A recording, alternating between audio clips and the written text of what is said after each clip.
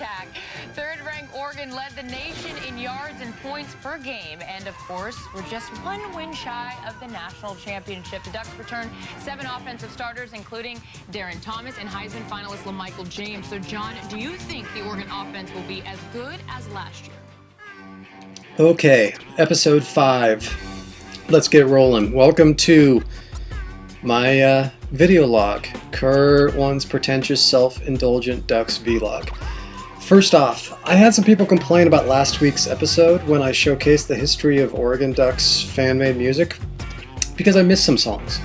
Let me just say that yes, I omitted a few Oregon Ducks tracks. I was pushing it for time since YouTube only allows a maximum of 15 minutes, and there are some fan songs like John Dahl's Meanest Duck in the Swamp and Mr. Rusty Duck's Get Your Gangrene On that I didn't get a chance to get to because they've put out multiple Duck songs and I only showed one of their songs. I was running low on time. Maybe that wasn't fair, but I was trying to show the overall quantity of Oregon songs that exist, and after a while, when I was already pushing 40 songs that I had highlighted, you know, time was getting tight and I needed to make some cuts. So still, I hope the ultimate point came across. There are tons of Oregon Duck songs out there, which showcases the amount of passion that exists in the fan base for our Ducks, and that is awesome. So if I didn't include your song or one of your songs, I'm sorry. I did my best to cover as much as I possibly could within the limited time allotted. And from the feedback I got, it seemed like I promoted a lot of songs that most fans hadn't heard before, so that's really cool. So I've been getting a lot of requests to put up specific highlights of plays from games that people want to see. Look, let me say I'm getting to it slowly. I'm working my way through my whole collection chronologically. Now I may bounce around as I need specific videos for articles that I'm making for Fish Duck, but I'm trying to keep things in order chronologically. I just finished up the 1997 season, so now I'm on to 1998. So if you're requesting stuff from 2000s, I will get to it. Just be a little patient. It takes time to create all those videos. I will get them up soon. Keep in mind, I'm also really busy not just making these vlogs now, but also writing articles every week for fishduck.com. My most recent article about the 1989 Independence Bowl went up on Wednesday. I got a lot of great positive feedback from it, from both Oregon fans and Tulsa fans, so that's really cool. It's always nice to know that you're telling the story right. So if you haven't checked it out yet, go to fishduck.com, check out the article about the 1989 Independence Bowl and how a lot of Oregon's fortune was actually turned around by one single old pair of hand-me-down shoes. It's a pretty cool tale. Check it out. Okay, time to talk Ducks. So past episodes, I've gone over a lot of extemporaneous things, websites to check out, music to check out. It's time to get down to what's actually happening now. Oregon is in its second week of practice. So far, so good. The Ducks held a closed scrimmage Wednesday inside Autzen after all the practices up until that point had been open to the public out on Kilkenny practice fields. Now, close eyes have been kept on the injuries to Josh Huff and Ricky Haimuli, but not much information is available. You know, Chip Kelly's old line, everyone's either day-to-day or they're out. But these injuries don't appear to be major. Also, Thursday, Curtis White was seen on crutches after practice, but he used the Chip Kelly line, I'm day-to-day, so we'll see how things progress. Now, there have been rumors floating that there's an Oregon player that is going to have to retire due to injuries. It's been bouncing all around the message boards for the last couple of days. There's been no official word about it yet, so right now I treat that as a rumor. We already lost Brandon Williams due to a neck injury, and we wish him well. If this is true, whoever it is, tell them thank you for being a Duck, thank you for coming to Oregon, and it's a shame that we didn't get to see them more out on the field, but injuries are unfortunately a part of the game, so I've heard a lot of names thrown out about it, one or two in particular that seem the obvious choices, but until we get some official information on it, you know, let's just relax. And speaking of which, you know, I can't stress enough to Oregon fans to remember to just breathe from time to time. Stop, breathe, think, and analyze. Then speak, then react. You know, it's understandable in this era of media where information comes in so quickly to immediately react and everyone wants to immediately have input. There's nothing wrong with thinking things through before you actually open your mouth, okay? I hear a lot of really dumb things come out of Oregon fans' mouths on message boards, in person, because they're so quick to want to know every last little detail of things. Look, calm down. Information will come out. Be patient.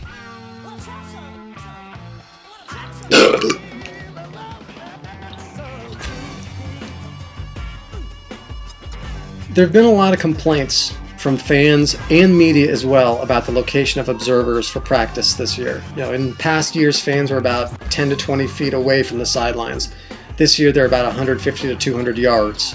So it's an adjustment. But keep in mind, I can understand the complaints, but we're really spoiled as Oregon fans, the connection that exists between the community and the school.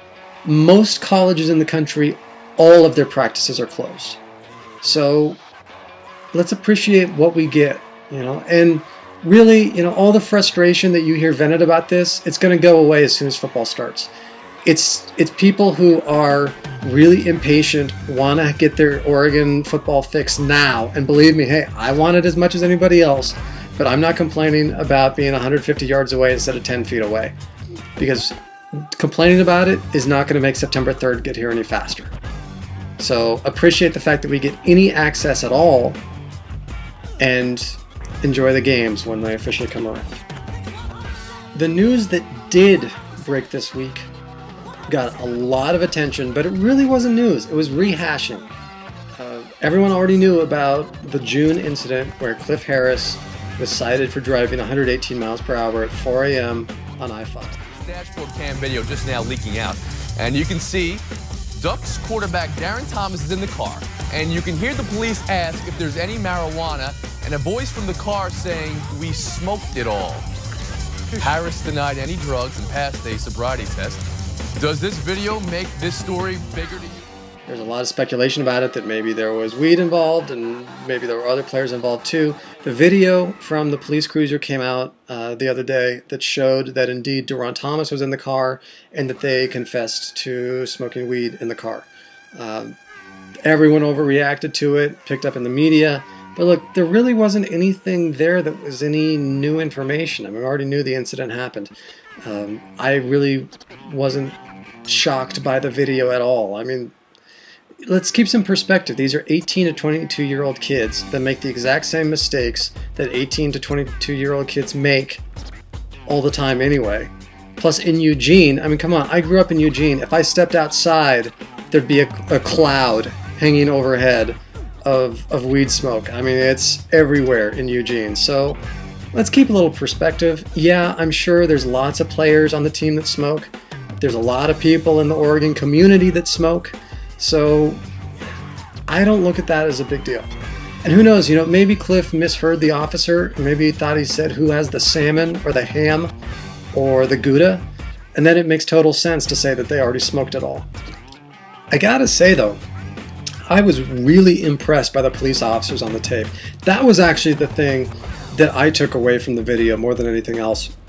The officers throughout the entire situation were cool, understanding, supportive. They kept things calm and mellow throughout the whole situation, didn't escalate anything beyond what it needed to be.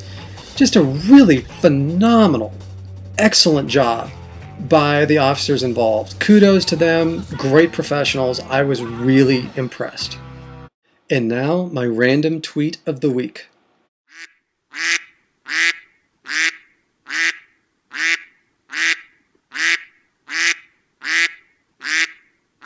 This week I want to talk about TAT, T-A-T, simple enough to remember. They are a three-piece British punk band fronted by the lovely and talented Tatiana De Maria, who, oh by the way, is a pretty badass guitarist too. Now, I first found out about this band in 2006 at the Warped Tour here in Los Angeles. I was just walking by one of the small side stages where maybe there were 3 people that were watching the band as they were taking the stage. I had no intention of staying, but I figured, I'd listen a little on my way to the band I intended to go see. But man, I was instantly mesmerized, as was everybody else, since by the time their set ended, there was probably 300 people watching them play. They've now been on the Warped Tour several times and have toured all throughout Europe and North America. Their songs have been used on the Blue Crush 2 soundtrack. They've gotten some radio airplay. They've performed with a lot of very famous bands. And they're currently hard at work on their second full-length album, follow-up to their debut full-length, Soho Lights. Now, rather than play a song sample, a couple weeks ago I caught their set at the Viper Room here in Los Angeles down on Sunset Strip. So here's video of a song I shot with my own camera.